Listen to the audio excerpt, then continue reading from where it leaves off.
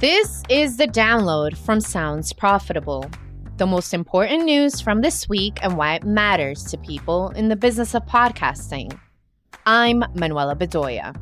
And I'm Shreya Sharma. The download is brought to you by Magellan AI. Track the trends in spend, ad load, podcasts on YouTube, and more with Magellan AI's advertising benchmark report for Q1. Available now. You can find a link in the description or visit magellan.ai. This week, Spreaker breaks down their fraud detection algorithm, Edison Research publishes their new Latino podcast listener report, a joint statement on the integrity of the download metric, and breaking down Canada's new podcast registration form. Let's get started! This Thursday, Brian Barletta published a joint statement on the continued integrity of the download metric, supported by the collaboration of Apple and over 60 partner companies. Several months ago, members of the podcasting industry recognized a chance to increase the credibility of the download as a metric and took their suggestion to Apple. Combined with Apple's own internal research, the resulting changes to how Apple implements auto-downloading went live in the iOS 17 launch on September 18th. Podcast publishers might notice variations in Apple download statistics, especially with older episodes. Factors like catalog size, listener habits, listenership on Apple Podcasts, and iOS 17 adoption rate will influence the rate and extent of the change. A quote from National Public Media COO Brian Moffat. The challenge has been striking a balance between user convenience and potential unused downloads for advertisers. The download remains a primary reliable metric. Our industry has tirelessly refined its definition, and Apple's recent adjustment is a step forward. End quote. The next step forward is educating advertisers on the change and any strategy adaptations that might require. This week, the Spreaker blog cracks open their fraud detection process to explain their methodology for detecting outliers. Right from explaining what an outlier is, up through the specific algorithm chosen to catch deviations from the expected norm. Here's a quote from the blog. At this point, it is worth noting that not all outliers are a sign of something going wrong. It is true that detecting them is very useful when trying to identify fraudsters. More on our fraudster detection system here. But outliers can also be generated by, for instance, a big ad campaign that starts to run on our platform, or a very popular show that migrates to Spreaker. Detecting outliers is also very helpful to catch bugs and misconfigurations and to monitor industry-wide changes, end quote. In addition to their chosen seasonal trend algorithm doing a fair bit of the work, there is also a human element built into the process to ensure the automation is double-checked regularly. The algorithm feeds its findings into a QuickSight dashboard that is checked daily so a team can validate what the algorithm is deemed an outlier on a daily basis. Last Thursday from Edison Research, the 2023 Latino Podcast Listener Report. The new report uses data from 2,637 online interviews with U.S. Hispanic Latino adults, 18 and over, conducted in August of 2023. Among other key findings, monthly podcast listenership with the U.S. Latino population has increased 52% since 2020. Almost 4 times faster than the general U.S. population. A quote from Gabriel Soto, Senior Director of Research.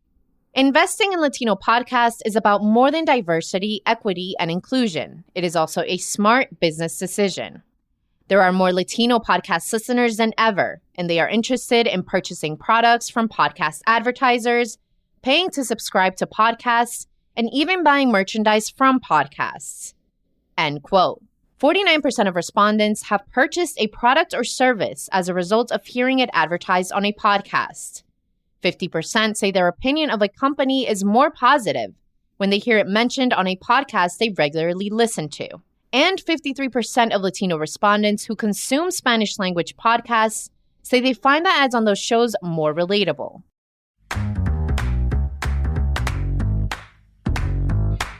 This week from HotPod, the regulatory body that oversees radio, TV, and online streaming in Canada, the Canadian Radio, Television, and Telecommunications Commission announced a new rule last week that impacts podcasting.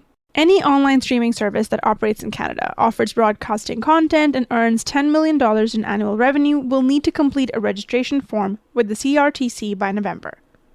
The CRTC maintains this registration process is purely for platforms, and individual podcasts will not need to register. For those outside of Canada, it should be noted that traditional forms of broadcasting in Canada have to meet CRTC quota requirements that state that a certain percentage of content aired must be Canadian-made content, or CanCon.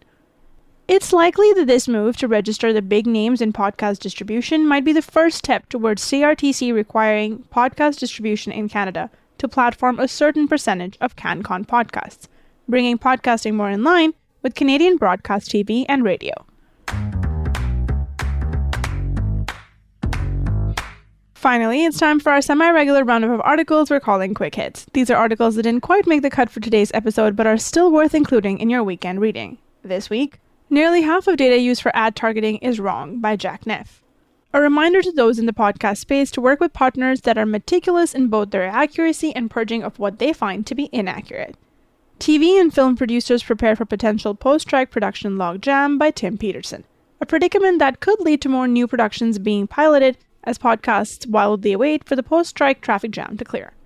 Advertisers will spend $84 billion on ad fraud this year, reported by Ryan Barwick. Problems like this exist in all mediums, but podcasting has an opportunity to collectively prioritize high-quality, vetted advertising inventory. Podchaser brings radio's relied-on AirChecks feature into 21st century for podcast advertisers. AirChecks, adapted from the radio measurement standard, allow for podcast planning and campaign management in Podchaser. Audio ad data breakthrough. Sonant and Potter merge content signals and audience demographics. The two companies have partnered to combine Sonant's content data with Potter's demographic analytics. And that was The Download, brought to you by Sounds Profitable. Today's episode is hosted on Art19. Find out more at art19.com. I know we went through today's stories fast, so be sure to check out the links to every article mentioned right in your podcast listening app or on soundsprofitable.com/podcast. And thank you for sticking with us as we bring you the top stories you might have missed from the past week. I'm Manuela Bedoya. And I'm Shreya Sharma. Our producers are Brian Barletta, Gavin Gaddis, and Tom Webster. Special thanks to Art19 for hosting The Download. And thanks to you for joining us. Robot? Download complete.